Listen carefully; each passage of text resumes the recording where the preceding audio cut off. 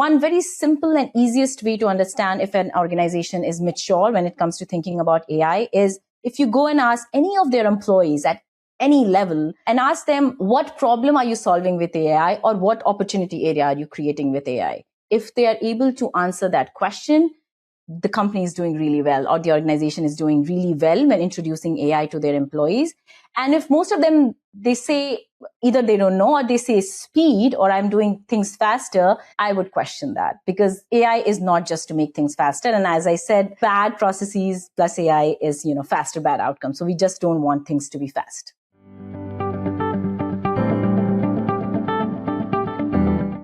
Welcome to this episode of What If with Leslie Grandy. What happens to human-centered design when AI can synthesize research in seconds and accelerate data-driven decision-making? On the surface, it looks like an upgrade. Faster insights, broader inputs, the ability to generate personas, analyze markets, and test ideas at a scale that used to take months. But underneath that acceleration is the most important question. If AI can simulate understanding, what happens to the discipline of actually seeking it? Human-centered design was never just about gathering data. It was about investigation, watching sometimes irrational behavior, seeing the difference between what people say and what they really do under different circumstances. It requires sitting in ambiguity long enough to realize the problem you thought you were solving isn't the real problem at all. It also requires an openness to learning, patience, and a willingness to question what seems obvious. But those are precisely the behaviors that speed compresses and organizations don't always make time for. AI squeezes the space for exploration by design. But efficiency isn't the same as insight. And AI can't accurately predict human behavior or emotions in different contexts, cultures, or communities. This is what makes the conversation in this episode with Prapti especially relevant. She marries human-centered design with a method for AI-augmented decision-making, and in the process, she guides organizations to reimagine AI as a partner, not just a tool.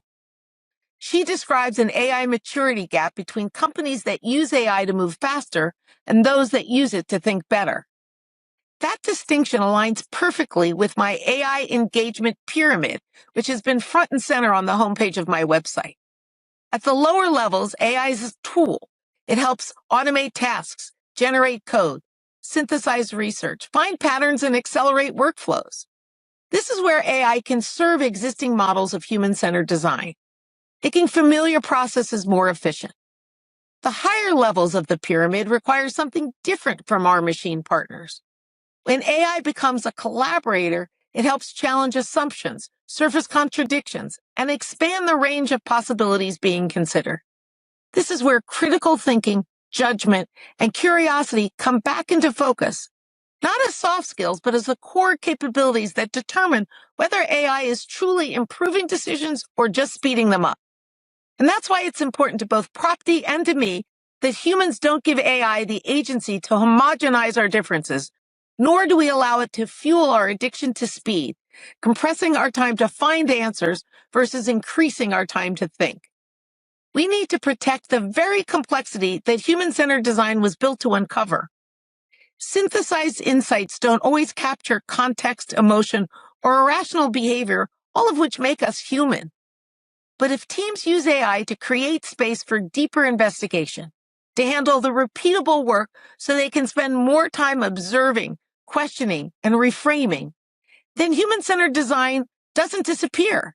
It actually becomes more powerful.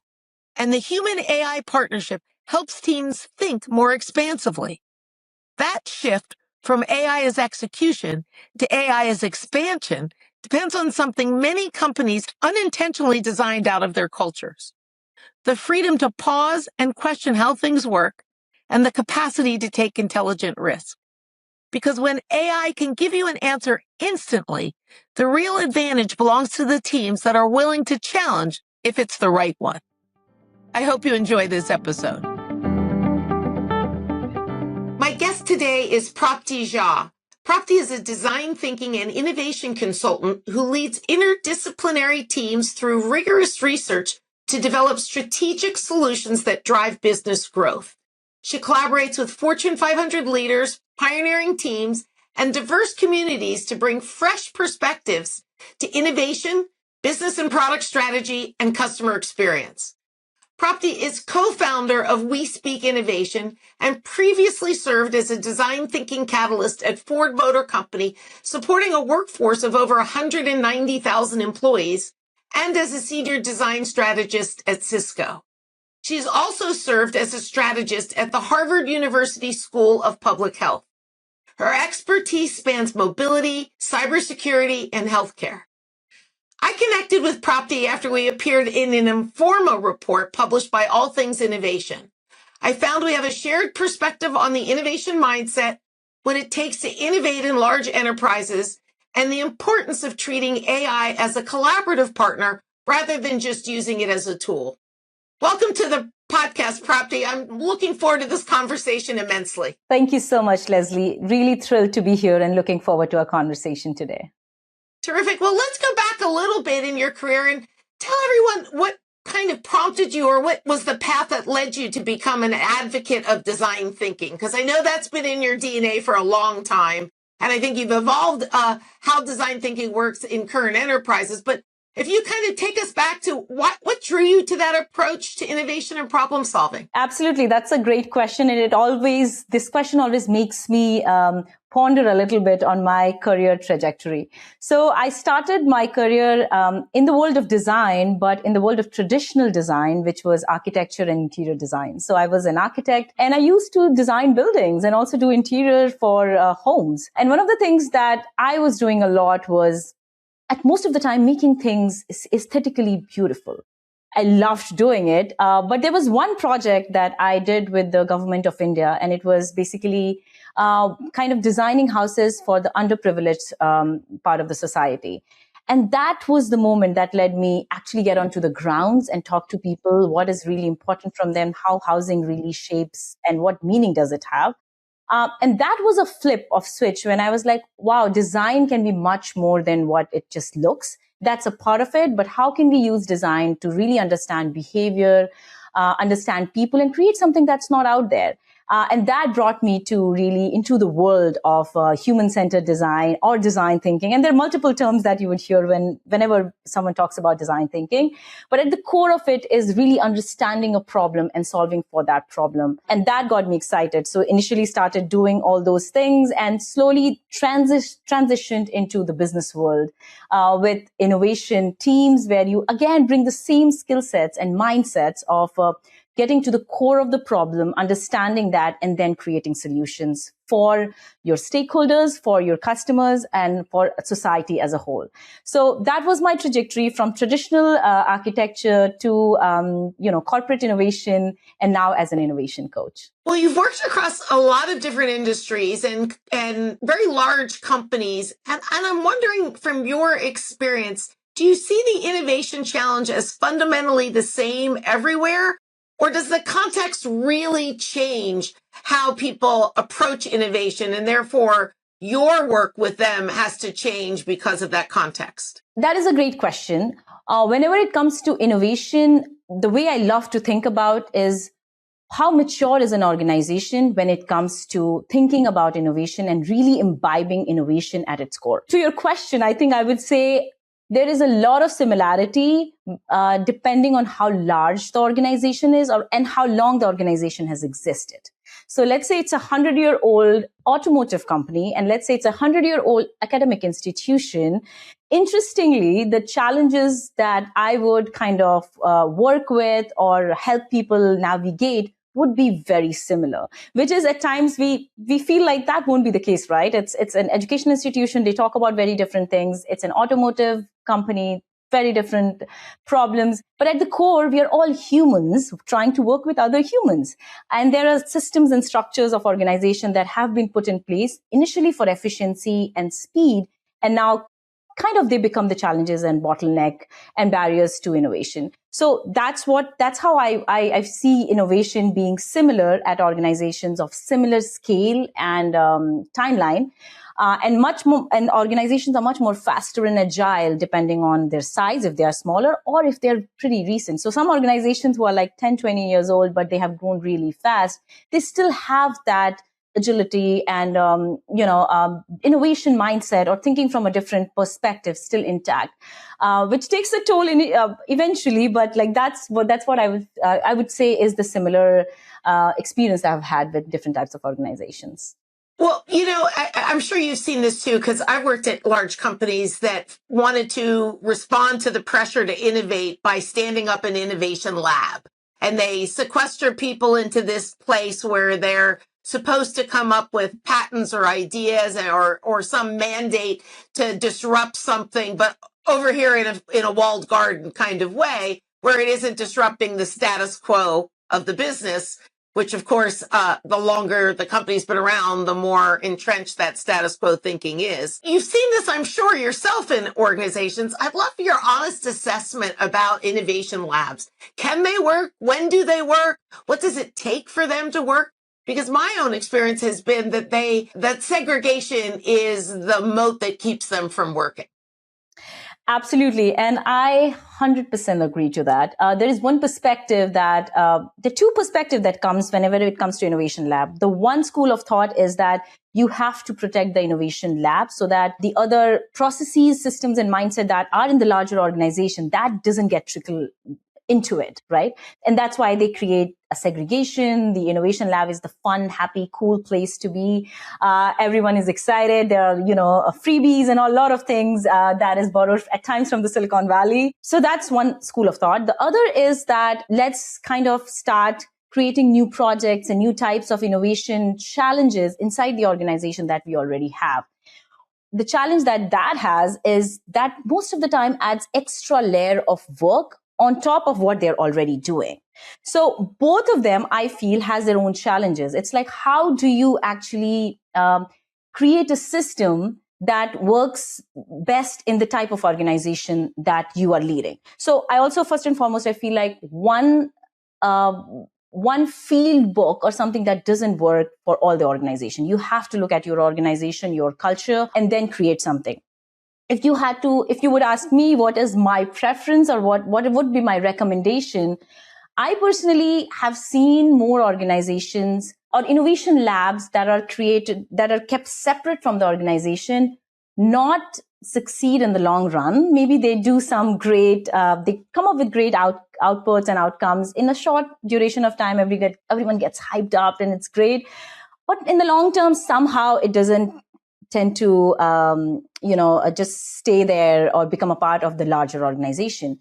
So what I've seen succeed more often is actually embedding those kind of people. I love to use the word innovation catalyst. So you can use another terms, but folks who have that innovation mindset, those type of people, embed them throughout the organization very strategically so that they can bring that thinking and create projects inside organization that are their own project. They are not separate, innovation project or something like that.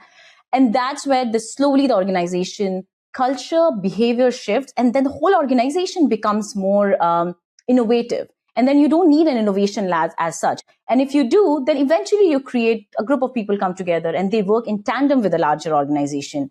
Because we don't want, there is also a psychological aspect of the larger organization feeling they have been left alone.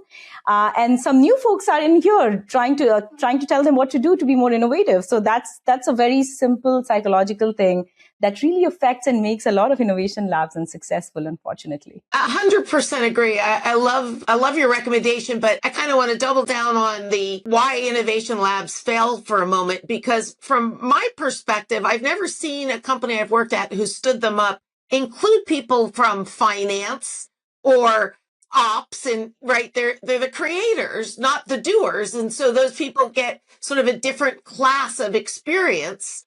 And yet sometimes the way you actually innovate might be in a business model or in a legal contract, a kind of relationship that hasn't existed previously.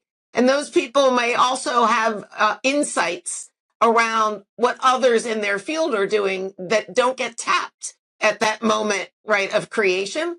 And so in some ways, I think they fail because they become narrower in that way, in the way that they solve problems. Have you seen it work where there have been more traditional roles included in the innovation? And I think your suggestion kind of presupposes that these people are planted in all parts of the organization. But have you seen it work where innovation might come from one of those roles we wouldn't typically think of as a creator? Absolutely. And 100%, that is on point what you mentioned, Leslie, because whenever you think about innovation or creativity, it kind of gets bucketed to one type of people. And that shouldn't be the case, especially now the world that we are living in, where, verticals and industries are kind of coming together. It's not like you cannot separate it. And it's going to become much more similar as we move forward with the advent of AI. One way that I have done it and I feel has been pretty successful is actually helping people see, let's say if a product comes to market or whatever offering you create as an organization, one common term people use is called journey mapping. That's one activity. But what is at the core of journey mapping? It's actually seeing end to end how your product really starts, like thinking around a new idea starts and how do you get it to market? Or for that matter, whatever your final output is.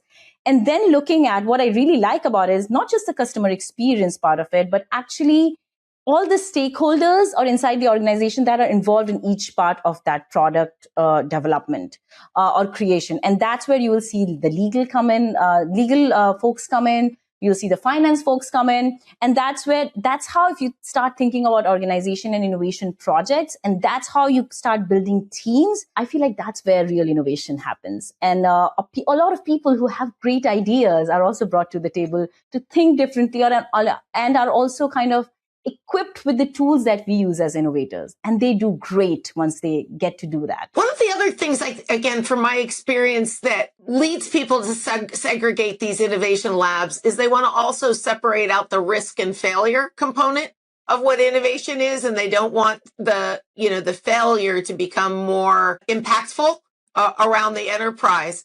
So what have you seen from organizations that are able to cope with failure versus those that sort of tolerate it rhetorically but buffet against it? Like really, again, preventing people from taking the risks that really might have greater rewards. Absolutely. I think one of the biggest things is segregation. So for example, folks who are working with, let's say there is one product that is your cash cow, or like that's the product that's making money. And of course it's doing great, but eventually that might also be disrupted with all the new products or companies that are coming out.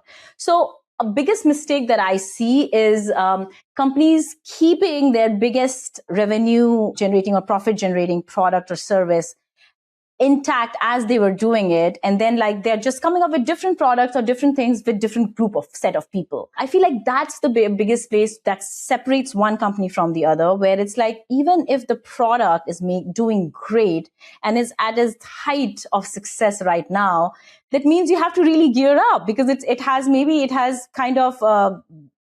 at its pinnacle of success, and you have to start kind of already innovating and disrupting yourself. Some companies do it really well when they kind of disrupt their own product and come up with something new before someone else does it. And that kind of really separates them from a lot of big organizations that, couldn't survive the disruption that came from very small startups at that time. So that would be one way of kind of thinking about how to really work in this innovation space and keep innovating and bring all the organization, different types of product teams together rather than just thinking about one innovation lab. One way is portfolio planning, I would say. So when we do portfolio planning, we mostly think of portfolio planning on a company level. It's like, okay, these are my products. These are the things that we are working on. This is how we're mapping the portfolio. One thing that I have seen successfully being done and been part of is actually as a vertical or a part of an organization or a team, map your portfolio. So that's how you have like some risky bets that you're working on, your team is working on, some bets that you would be successful, and then, different types of things. So you also have to talk to your investors, your stakeholders, or other people when it comes to, return on investment that you are doing. So that really helps balance out a lot of risks that might be associated with innovation. And that helps with distributed innovation because then every team knows that they're working not just 0 to 1, but 1 to 10, they have this distributed portfolio. So thinking from a portfolio perspective at a team level or a vertical level, is something that I've seen be really successful. I've been following you on LinkedIn. I've really appreciated your perspective and insights. And one of the things you said recently that I really would love for you to expand upon is the hardest skills in the age of AI are the ones we used to call soft. So expand upon that for the people who might not have seen your post. And also, what is it that you find when you walk into an enterprise that's struggling with soft skills? How do you sort of encourage the development of those? Yes, that post, it resonated a lot with a lot of people, both individuals and organization. It is easy to kind of understand it and kind of try and imbibe it. If you are as an individual, is like, okay, because soft skills are important now, I would start working on my soft skill, not just hard skills. And there is a lot of research coming out that is talking about how soft skills like creativity, critical thinking, collaboration, all these are kind of much more important than a lot of hard skills that we all were going school for, or putting in many hours to learn, because, in the age of AI, a lot of things AI has just automated and do it for you. So the critical thinking, reasoning becomes really important. And those were initially or earlier bucketed as soft skills, which used to come later than hard skills. So that is what I'm nudging people to think about, is like, maybe it's time that we stop saying those things as soft skills, and they are the human skills that we need at this point. And in the world of AI, what are those human skills? Let's think about it much more.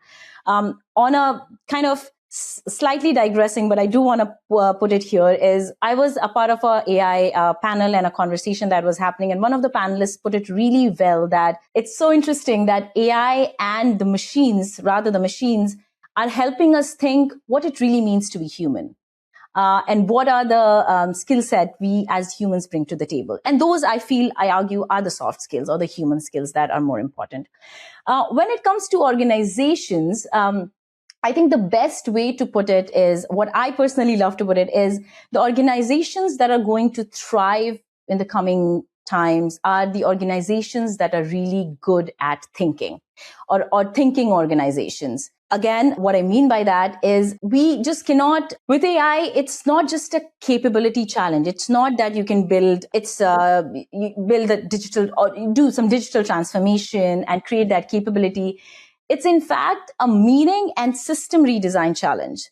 Why I say that is because organizations are not going to look the same as they are today. They won't have the same type of functions, teams, because they were all based on how the earlier world used to function, which was a lot based on information that we gathered, stored, and used again. Now information is everywhere. We have to think about, are we questioning right? Are we solving for the right thing? So how decisions are made, how uncertainty is handled, and how human and machines collaborate meaningfully. And for that, all from the leadership, top leadership, to the individual contributor, everyone has to be a learner and a thinker. These are the two core capabilities that we need. And that's what's making an organization a learning and a thinking organization. So that's how I put it. And also, like, just helping organizations think that you have to ask the right question. Your employees, your people have to be in a curiosity mindset. Are they right now today? Most of the time it's not, because people are working on their day-to-day thing, kind of getting the answers. So I think that's the conversation I'm having with most of the organization these days. Yeah, so this is so rich. I'm gonna come back and loop back to a couple things you said separately. So we'll go down a couple of little thought trails that you've opened up for us to talk about. The first one I want to talk about that I think you touched upon is there's an organizational bias towards answers and speed, and Agile was a real propellant of that, right? Like people propelled the belief that you could get stuff done faster, make decisions faster, and deliver for customers faster, and all that was goodness. And now AI is just pouring gasoline on that fire, because you get even more answers faster and more done and more code, and speed still is really important. But in my experience, that's actually compressing the capacity for people to explore options or imagine possibilities, because there's just this appetite for it. So I've heard you say people need to ask better questions, and that better questions are the new answers. And what I wonder about that, not that I disagree at all, I agree completely, but what I wonder about that is how organizations have really trained people not to question. And this kind of goes back to what you said in the beginning about these 100-year-old companies that work a certain way and don't really want to entertain someone questioning how things were done or whether there's a better way to do something, or whether this is a risk that's really going to be required that we take in order to continue to compete. And so people stop asking those questions. And so now we have this gravitational pull towards compressed thinking. You're listening to What If with Leslie Grandy. If you want to activate your imagination and build your creative muscles, I've put together some free resources, including webinars, downloadable content, bonus book content, and even a GPT to help you achieve your goals. Access these free tools to start asking what if today at lesliegrandy.com/resources. How do you, when you come into an organization, convince people to create the space for the exploration that design thinking and innovation really demand? Absolutely. And there are multiple layers to it, Leslie. Some of those I would touch on it, but first of all, I think it 100% depends on looking inward towards your organization is, which are the areas you have been, there's still some curiosity and questioning left because there are some teams that are doing it. Some teams are just totally on autopilot doing certain things. And then there is a mix of that. There's some teams that are kind of in the middle. I think one thing that I really kind of provoke organizations with is teams that have been on autopilot and kind of generating outputs, asking them and working with them is, how is AI doing? Like things that you were doing when you put it in an AI model, how is it doing? Because it is much faster. It is like 100,000 times faster. Maybe in a minute or two, it will give you the result. So there are two types of companies that I've worked with. One is where, because they don't have space, they have never provided they never got an opportunity to have that space of curiosity and that psychological safety to say, this is something that's not working, or AI is doing some part of my job very good. So those employees, they have some kind of hesitation, or they'll push back a little bit and say, no, it does these things well, but it is not able to do this specific thing well, They'll point out to something where AI is not good enough yet. What I say to them is, it's not good enough yet, but it's still doing 80% of your work, right? So because the organization has not provided them that with that space, they are pushing back when it comes to AI or any other new technology there. Organizations that have provided their employees with that space of safety where they can explore and they can kind of raise these questions. And that's where this is an example of actually asking good questions. I will give you an example is basically with one organization that I worked with, it was basically, they had this mandate that each employee or let's say a team, they should start working with AI and highlight things that AI is doing equally well that they were doing, and literally in a very specific point out, let's say this part of research, or let's say market research, AI is doing really well, let's say, and the areas of their work that AI is still not there and where they really need to jump in. And what they were doing with that, and we were working together, is after that, update your job description or update the description of your team or the part of the organization is, what do you do? So your identity is not connected to what part, how it was earlier, but you're constantly evolving as AI is evolving and the capability is running.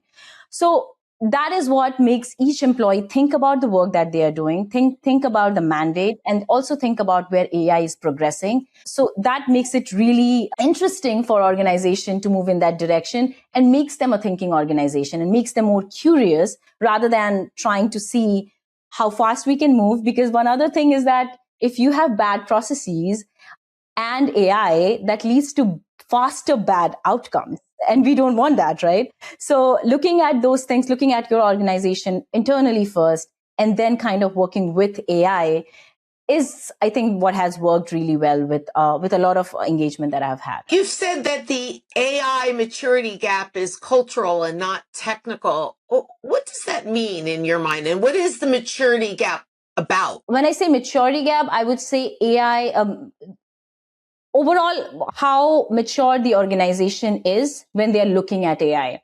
And let's understand what this means. So an organization that I would personally consider immature is the organization that's looking at AI as a tool to make something faster, efficient, just that. And an organization that I would consider mature would be in the direction of, because of course things are evolving so fast, of really kind of working as you are also working in this area, working with AI as a collaborator or a thinking partner. And the capacity and ability of AI is growing each day. So that's why I feel like that's an upward going curve, and you have to work with AI to understand that. And once you do that, working with AI as a thinking partner or a collaborator, you start reimagining your own organization, your own work as an individual to teams, to the leadership, and then overall the organizational structure overall. So I feel like that's the difference in maturity gap. And some organizations are doing it. Of course, you start with making things faster, but I would say one very simple and easiest way to understand if an organization is mature when it comes to thinking about AI is if you go and ask any of their employees at any level and ask them, what problem are you solving with AI, or what opportunity area are you creating with AI? If they are able to answer that question, the company is doing really well, or the organization is doing really well when introducing AI to their employees. And if most of them, they say either they don't know, or they say speed, or I'm doing things faster, I would question that, because AI is not just to make things faster. And as I said, bad processes plus AI is, faster bad outcomes. So we just don't want things to be fast. Absolutely. And I think that appetite for speed is hard to undo, right? Because it's been so deeply embedded in the agile philosophy of product development. So I agree with you that faster isn't always better. One thing you also mentioned that I'm really curious about, you've got this term decision archaeology when working in AI augmented decisions, working with AI augmented decisions. What does that entail for you, and what's valuable in that? I hadn't heard that before, and I'm really curious how those two concepts, design archaeology and AI augmented decisions, work together. When it comes to decisions, that is one of the things that all of us do at whatever levels we are in our organization. If we have to take decisions, decision archaeology just really helps us understand what decisions we are taking and what level, and how is it going to affect it. Imagine it as a funnel going up, or a tree that is kind of branching out. You might be responsible for one part of it, or you might be responsible for the holistic part of it. And really understanding it well with your work in the center. So like if I am an employee and I understand how my decisions are going to affect what company's mandate is, or bigger vision is, that really helps me to put my work into the vision of the company.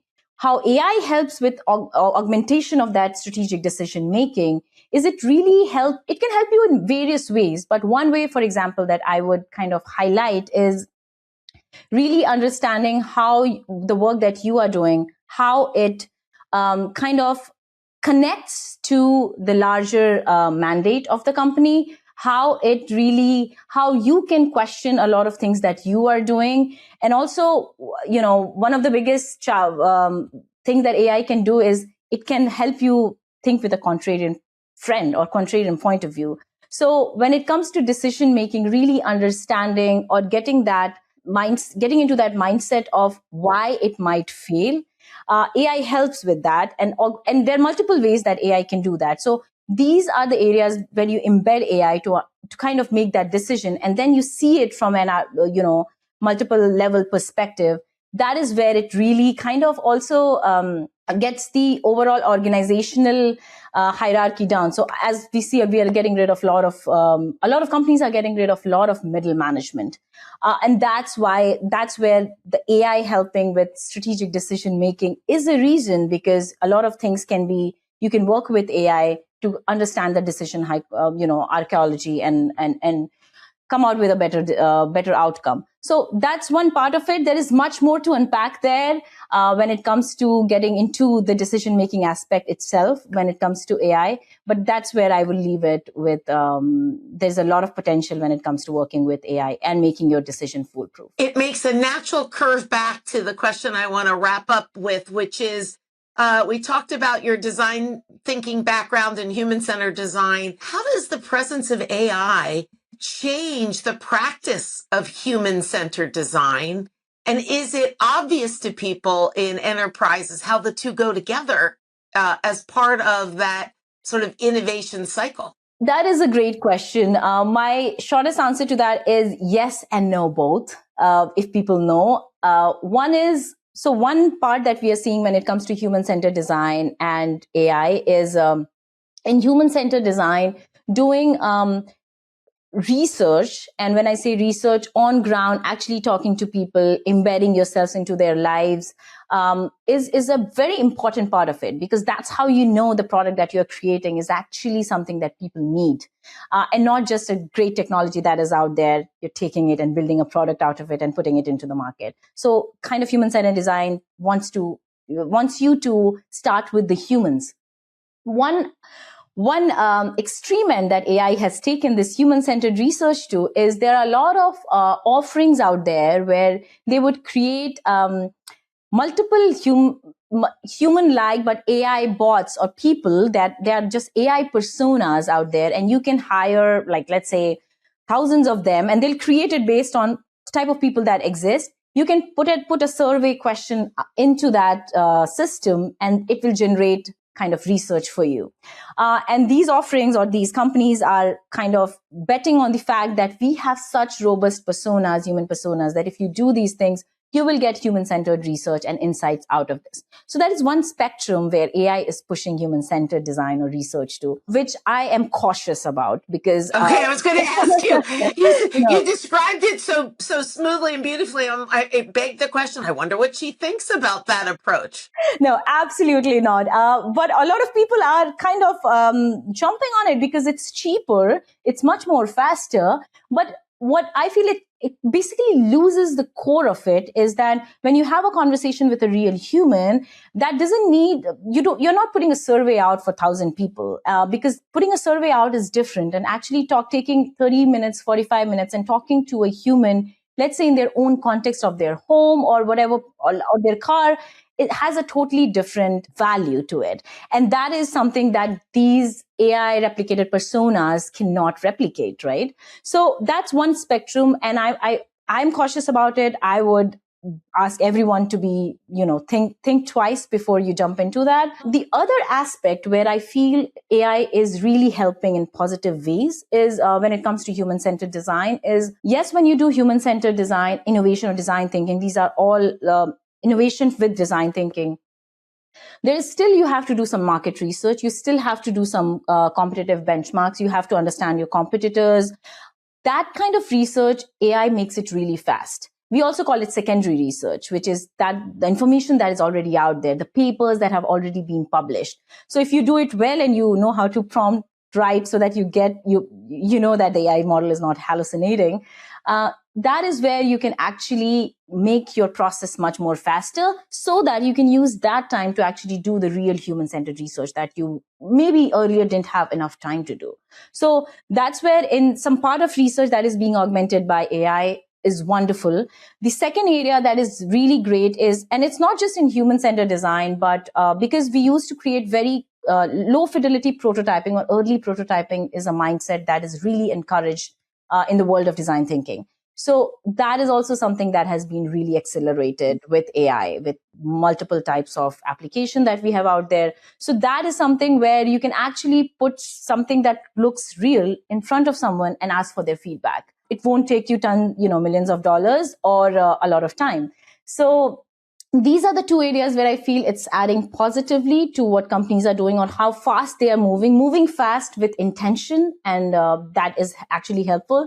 The other area, the first option that I mentioned was again, it's also moving fast, but maybe not in the best way that I would agree to. I want to underscore that the two things I think that I heard, or maybe I just filtered to hear them.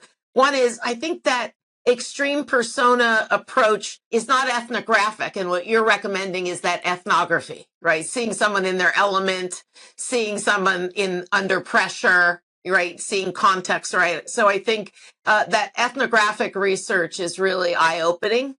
And obviously, when you've got a static data-driven persona, you're not actually seeing them under various conditions operating, and would they make the same choice under those? So I think that one piece I want to kind of underscore that you said, because I fully agree with that. The other part of it too, and I think this is the part that I always struggle with the word human and AI together in my own thinking and work, is humans are irrational and they're emotional. And I don't know how you capture that in a data-driven persona. I don't know how you effectively say, the thing I reacted to on paper is how I will actually experience it emotionally if it happened in real life, right? And how many times we've thought people will absolutely do X, and barely half of what you think of what should do X does it, right? And so you think, where did we go wrong? And I think those elements are where AI is probably the flattest, right? Is it really predicting the irrationality of human behavior? Absolutely. And one very, an example that is often quoted in human-centered design world, and because it's the simplest way, is if you ask someone, do you eat healthy? Just ask it as a survey question. I think most of the people would say yes, because they do want to eat healthy. Like they're not lying. That's what they would say. Rather, if I have to see if someone or a group of, let's say a community has access to healthy food, if you go to their home, open their refrigerator and see what's in there, that's when you would know that if they're actually able to eat healthy or not. So that is the difference between actually doing contextual research or ethnographic research, and the other is just asking people. And with AI personas, I don't know what level it takes that to. That's even more scary. But that is the difference that you're mentioning. And this is the simplest example that we can. Yeah, I love that example actually, because I think people don't even understand what the word healthy means. Yes.